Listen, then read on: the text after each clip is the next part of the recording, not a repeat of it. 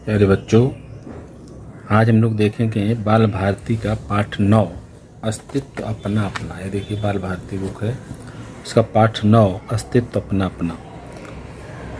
प्रस्तुत कहानी में यह दर्शाया है कि प्रत्येक के अस्तित्व की महत्ता होती है तथा अपनी तुलना दूसरों से करने की अपेक्षा अपनी योग्यता पर विश्वास रखें। हमें अपने पास जो कुछ भी है, जो भी हमारी योग्यता है, जो कुछ हमारा कौशल है, उसी पर भरोसा करना चाहिए और उसी को अच्छा मानना चाहिए। इसे दूसरे की नकल करना या उसको देख करके अपने मन में कोई कुंठा व्यक्त करना, उत्पन्न करना, ये अच्छी बात नहीं होती है। चित्र के आधार पर वाक्य बनाओ।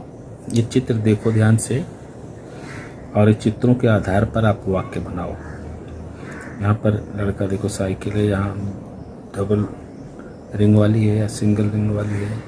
यहाँ लड़की ऐसे डांस कर रही है और इसको देख करके आप जैसे सर्कस देखने जाते हैं तो सर्कस में सर्कस का जैसा ही दृश्य है।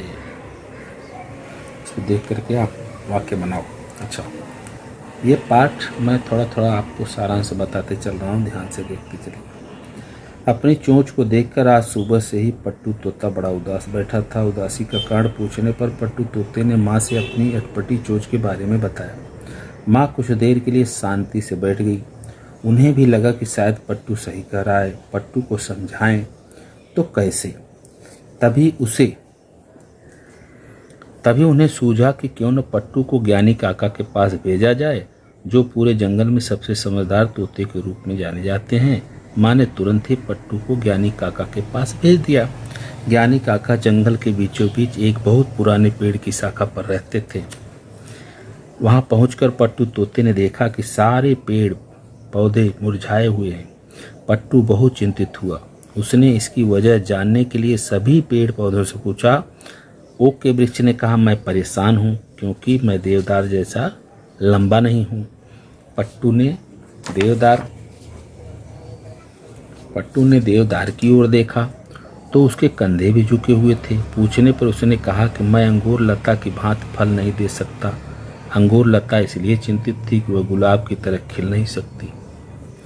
यह सब देखकर पट्टू तोता परेशान हुआ और ज्ञानी काका के समक्ष जाकर बैठ गया।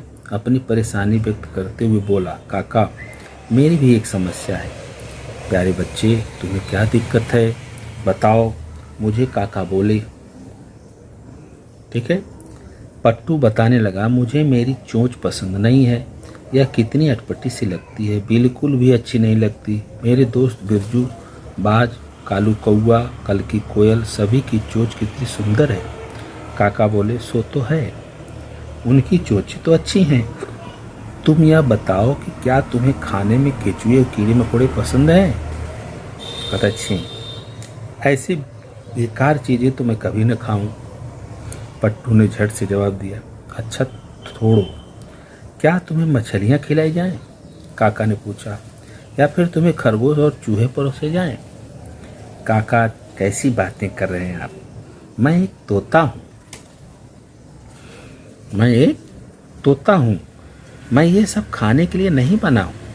पट्टू नाराज होते हुए बोला। बिल्कुल सही, काका बोले, यही तो मैं तुम्हें समझाना चाहता हूँ। ईश्वर ने तुम्हें कुछ अलग तरीके से बनाया है। जो तुम पसंद करते हो वह तुम्हारे दोस्तों को पसंद नहीं आएगा, और जो तुम्हारे दोस्त पसंद करते हैं वह तुम्हें भी नहीं भाएगा। सोचो, अगर तुम्हारी चोंच जैसी है वैसी नहीं होती तो क्या तुम अपने सबसे प्रिय ब्राजीलियन अखरोट खा पाते? अपना जीवन यह सोचने में मत लगाओ कि दूसरों के पास क्या है नहीं है। बस ये जानो कि तुम जिन गुणों के साथ पैदा हुए हो उसका सर्वश्रेष्ठ उपयोग कैसे किया जा सकता है, उसे अधिक से अधिक कैसे विकसित किया जा सकता है। कुछ देर बाद ज्ञानी काका पट्टू तोते को लेकर एक पेड़ के पास गए जो निश्चिंत था, खिला हुआ था और ताजगी से नहाया हुआ था। पट्टू ने विस्मित होकर उससे पूछा, बड़ी अजीब बात है, मैंने पूरे बाग में घूम कर देखा कि एक से बढ़कर एक ताकतवर और बड़े पेड़ दुखी हैं, लेकिन तुम इतने प्रसन्न नजर आ रहे हो, यह कैसे संभव हुआ? पेड़ मुस्कुराते हुए बोला, मित्र, बाकी पेड़ अपनी विशेषता देखने की बजाय स्वयं की दूसरों से तुलना कर दुखी हैं। मैं यह समझता हूँ कि मुझे यहाँ इस बाग में रोपित कराया गया, तब यही अपेक्षित होगा कि मैं अपने गुणों से इस बगीचे को सुंदर बनाऊं। मैं किसी और की तरह बनने की बजाय अपनी क्षमता के अनुसार श्रेष्ठतम बनने का प्रयास करता हूँ, हमेशा प्रसन्न रहता हूँ। अंत में ज्ञानी काका ने पट्टू तोते को प्रेम से समझाया, हम सभी में कुछ ऐसे गुण हैं जो अन्य लोगों में नहीं हैं।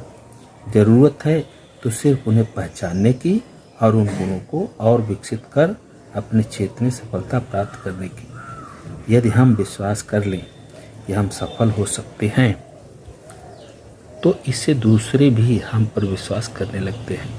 इंसान की सबसे बड़ी कमजोरी खुद को दूसरों से आंकने की होती है।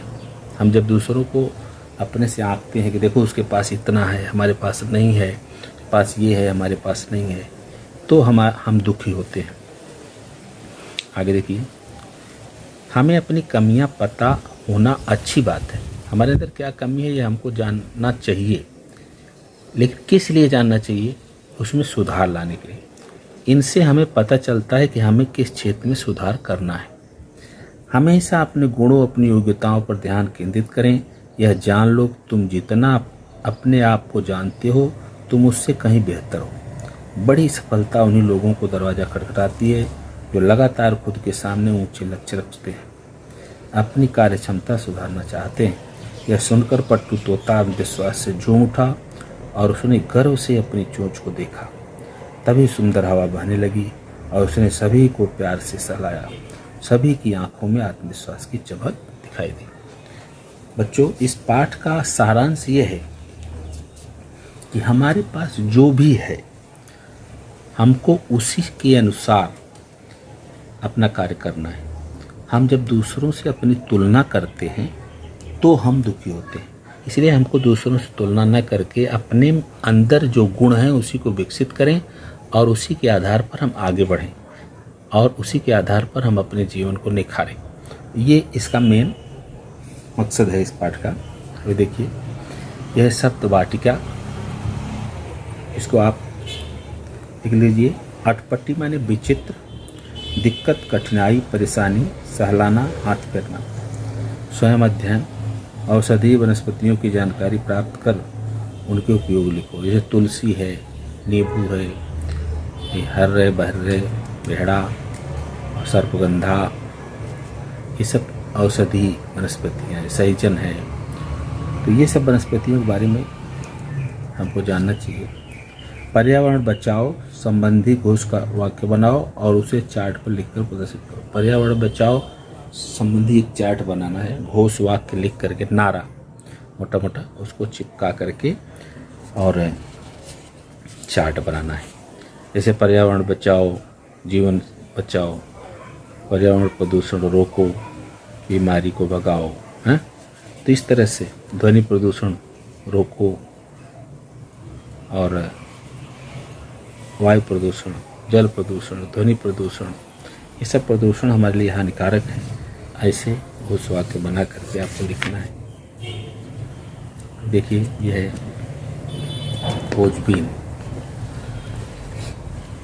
क्या चिड़िया अपना घोंसला कैसे बनाती हैं? खोजो और चित्र कापी में बनाओ। चिड़ियों को घोंसला आपने देखा होगा, पेड़ों पर लटके हुए रहते हैं, कैसे तिनका तिनका जुटा करके अपना घोंसला बनाती है और किस तरह से उसको वो बूंद बूंद करके घोंसले बनाती है, बड़े दिल से, और बहुत ही मजबूत रहता है। उसमें उनके बच्चे बहुत सुरक्षित रहते हैं। तो इस प्रकार से घोंसले आप देखो और उसको कापी में बनाओ। सुनो तो जरा, किसी व्यंजन को बनाने की विधि सुनो और सुनाओ। ये व्याकरण से रिलेटेड है, हम इसको बाद में आपको बताएंगे। बताओ तो सही, संतुलित आहार का महत्व बताओ। संतुलित आहार का क्या महत्व है? संतुलित आहार माने वह आहार जो हमको भोजन के सभी घटकों की पूर्ति करता है, अर्थात उस चीज़ से, उस आहार से हमको भोजन के रूप में कुछ न कुछ हर प्रकार का घटक मिलता है। जैसे दूध एक संतुलित आहार है, उसमें सारी चीज़ें, भोजन के सारे घटक कुछ न कुछ मात्रा में पाए जाते हैं। संतुलित आहार का मतलब, जैसे हम आहार लेते हैं, रोज़ एक ही आहार ना लें, थोड़ा बदल बदल करके उसको संतुलित बनाते रहें। वाचन जगत से प्रेमचंद की कोई एक कहानी पढ़ो और उसके प्रमुख मुद्दों पर मित्रों से चर्चा करो। प्रेमचंद की एक कहानी पहले थी बुक में। हामिद नाम का एक लड़का था, चिमटा खरीदने जाता था। आपने पढ़ी होगी वो कहानी। तो ऐसी कहानियाँ प्रेमचंद की और बुक लाइब्रेरी से लेकर के पढ़ना है। अपने किसी प्रिय व्यक्ति से संबंधित 4 वाक्य लिखो। किसी प्रिय व्यक्ति से संबंधित, तुम्हारे कोई प्रिय व्यक्ति, जैसे तुम्हारी माँ है, तुम्हारे पिताजी हैं, तुम्हारे दादाजी हैं, तुम्हारा कोई प्रिय मित्र है, उसके विषय में तुम 4 वाक्य लिखो। उनका स्वभाव कैसा है, वो क्या काम करते हैं, कैसे बातें करते हैं, उनकी विशेषता क्या है, उनके बारे में सही पर्याय चुनकर वाक्य फिर से लिखो। इसमें देखिए खाली स्थान दिया है जो पाठ से रिलेटेड है। पट्टू तोते ने माँ से अपनी चोंच के बारे में बताया, अपनी अटपटी चोंच के बारे में, इसलिए अटपटी भरना है। नंबर 2, यह सब देखकर पट्टू तोता बड़ा चिंतित हुआ। अच्छा छोड़ो, क्या तुम्हें खिलाई जाए, क्या तुम्हें मछलियाँ खिलाई जाए। ठीक है, काका ने कहा था कि क्या तुम्हें मछलियाँ खिलाई जाए। हमें अपनी पता होनी चाहिए, हमें अपनी कमियाँ पता होना चाहिए ताकि हम उसमें सुधार कर सकें। जरा सोचो और बताओ, भारत की सभी नदियों को जोड़ दें तो सभी नदियों को जोड़ देने से क्या होगा, सभी नदियों का पानी आपस में मिलता जुलता रहेगा। जिधर ढाल की तरफ नदियाँ रहेंगी और सबका पानी सबको बराबर मात्रा में हर जगह उपलब्ध होता रहेगा। किसी नदी में कभी पानी नहीं है, सूखा है, तो किसी नदी में पानी है तो उधर से पानी वहाँ जा सकता है उन लोगों के उपयोग के लिए। इस प्रकार से नदियों को जोड़ने से फ़ायदा होगा। एक ही स्थान पे बहुत ज़्यादा बाढ़ नहीं आएगी और लोगों को ज़्यादा दिक्कत का सामना नहीं करना पड़ेगा, इसलिए नदियों को जोड़ दिया जाए तो ये अच्छी बात है। रहीमन पानी राखिए, बिन पानी सब सून। ये बहुत अच्छा वाक्य है, रहीमदास जी ने कहा है। रहीमन पानी राखिए, बिन पानी सब सून। हमें अपना पानी माने इज्जत, गौरव, हमें उसकी रक्षा करनी चाहिए। बिना इज्जत के, मान के, मर्यादा के सब सोना जैसा लग जाता है, माने सब कुछ जीवन में बचता नहीं है। इसलिए हमको अपनी मान मर्यादा, प्रतिष्ठा की इज्जत रखने के लिए प्रयत्न करते रहना चाहिए, करना चाहिए। अभी देखिए बच्चों, ये दिया है, एक चित्र दिया है। कोष्टक में दिए गए सर्वनामों को बुलबुलों में लिखो। उसके आधार पर सर्वनाम के भेदों को दी गई रेखाओं पर लिखो। ये मैं, तुम, आप, यह, वह, सो, जो, कौन, क्या, कोई, कुछ, अपने आप, ये सब सर्वनाम हैं।